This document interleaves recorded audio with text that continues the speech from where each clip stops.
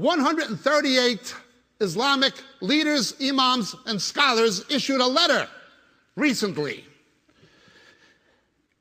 It was interpreted variously by various people. It was interesting to me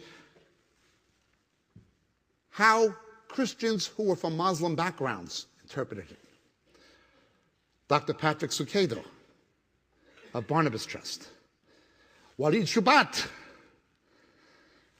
Bishop Michael Nazir Ali, one of the few decent people left in the Church of England, Al Mohler of the Southern Baptists, Yosef Farah of WorldNet Daily. Why don't they want to listen to people who were saved out of Islam? Don't born-again Christians who used to be Muslim have any say in these things? But instead, a letter was issued by a number of Christian leaders, again Christian.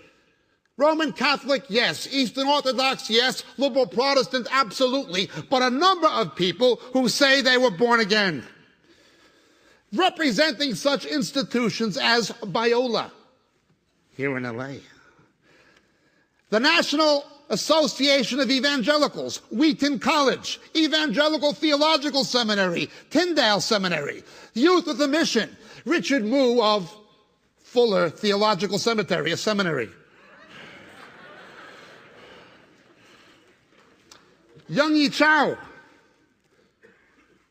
Brian McLaren, the guru of the emergent church, all of them led by Mr. Rick Warren.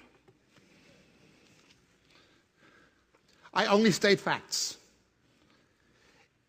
In the aftermath of the Islamic kidnapping of Israeli soldiers and showering of Galilee with katyushas, to which the Israelis were forced to respond in self-defense, to Hamas, who fired the rockets using their own women and children as human shields, so when the Israelis shot back to protect their women and children, Jim Clancy of CNN could show how bad the Israelis are. The man is so incompetent he confused Cana in Lebanon with Cana of Galilee, not knowing the difference between the two locations. He was walking around in Cana, Lebanon, saying, look, if this is where Jesus changed the water into wine, look what the Israelis did. Well, he went to Galilee, where the real Cana was. He would have seen 10 dead Arab Christians killed by Hamas rockets fired from the other Cana north of the border. CNN didn't report that or even correct the idiocy.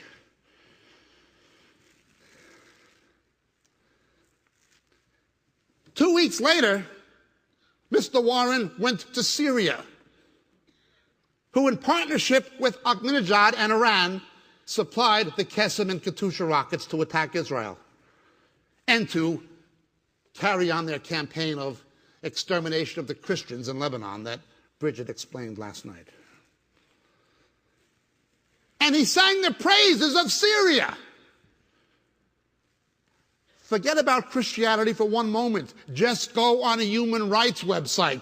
Look what Syria does to its own people. The Assad regime killed 35,000 Shia Muslims in one air attack on one of its own cities. And he spoke of the wonderful freedom that Christians have in Syria. Go tell that to Bridget Gabriel. When Mr. Warren was accosted for this, he returned to California and gave an interview to Christianity Today magazine. Defending his actions, he said, those who were critical of his statements that he made in Syria are more interested in politics than they are in evangelism. He didn't evangelize Muslims in Syria. He didn't preach the gospel in Syria. I wish he did. Then he would at least know what he's talking about, the wonderful freedom that Christians have in Muslim countries.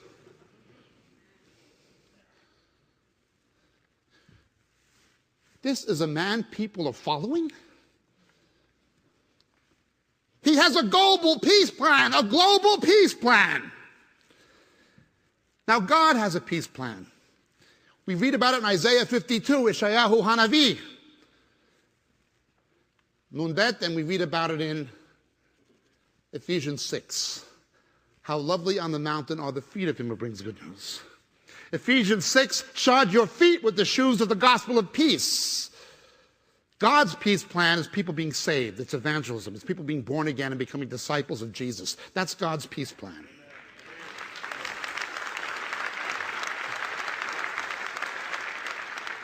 However, evangelical America now has a different one.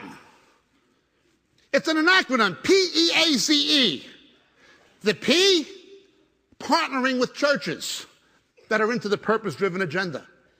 That's the first step of the peace plan for the world peace. E, education. A, assisting the poor. C, caring for the sick. E, equipping.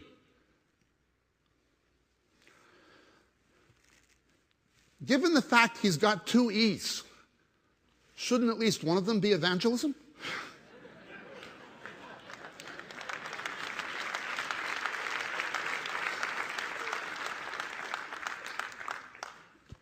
Our ministry is known for our work in Africa with AIDS babies. Yes, I believe in assisting the poor, caring for the sick. But you can assist all the poor and care for all the sick you want. That's not going to save one soul. Our righteous deeds are as filthy rags. We do good works because we've been saved, not to get saved.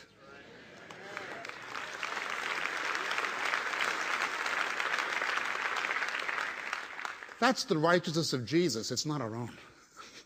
The only thing going to keep a cocaine dealer and a former communist from New York out of the pit of hell is the blood of my Messiah.